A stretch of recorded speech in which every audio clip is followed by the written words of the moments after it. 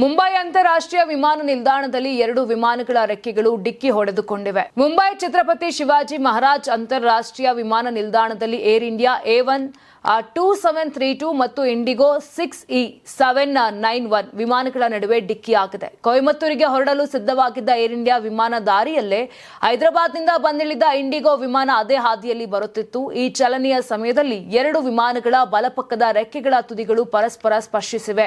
ಘಟನೆಯ ಸಮಯದಲ್ಲಿ 2 ವಿಮಾನಗಳಲ್ಲಿ ಪ್ರಯಾಣಿಕರಿದ್ದರು ಎಂದು ಹೇಳಲಾಗಿದೆ. ಅದೃಷ್ಟವತ್ತಂದ್ರೆ ಈ ಘಟನೆಯಲ್ಲಿ ಯಾವುದೇ ಪ್ರಯಾಣಿಕರಿಗೆ ಹಾಗೂ ಸಿಬ್ಬಂದಿಗೆ ಗಾಯಗಳಾಗಿಲ್ಲ. ಏರ್ ಇಂಡಿಯಾ ತನ್ನ ಪ್ರಯಾಣಿಕರ ಅವರ ತಲುಪಬೇಕಾದ ಸ್ಥಳಕ್ಕೆ ಕಳುಹಿಸಲು ಪರ್ಯಾಯ ವ್ಯವಸ್ಥೆ ಮಾಡಿದೆ. ನಾಗರಿಕ ವಿಮಾನಯಾನ ಮಹಾನಿರ್ದೇಶನಾಲಯದ ಅಧಿಕಾರಿಗಳು ಸ್ಥಳಕ್ಕೆ ಭೇಟಿ ನೀಡಿ ಪರಿಸ್ಥಿತಿಯನ್ನ ಪರಿಶೀಲಿಸಿದ್ದಾರೆ.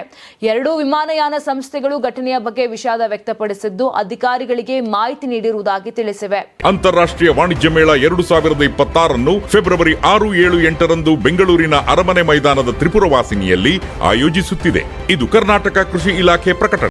ಯಾರಾಗ್ತಾರೆ ಎಂಎಲ್ಎ ಅಭ್ಯರ್ಥಿ 2028 ಶೀಘ್ರದಲ್ಲೇ ಪ್ರತಿದಿನ ಒಂದೊಂದು ಕ್ಷೇತ್ರದ ಟಿಕೆಟ್ ಆಕಾಂಕ್ಷಿಗಳ ಸಂಪೂರ್ಣ ಮಾಹಿತಿ ಪೊಲಿಟಿಕಲ್ ಜರ್ನಲಿಸ್ಟ್ KM ಶಿವಕುಮಾರ್ ಅವರಿಂದ ಕರ್ನಾಟಕದ ನಂಬರ್ 1 ಡಿಜಿಟಲ್ ಮೀಡಿಯಾ ನಿಮ್ಮ ನೆಚ್ಚಿನ ಕರ್ನಾಟಕ ಟಿವಿಯಲ್ಲಿ ಮಾತ್ರ.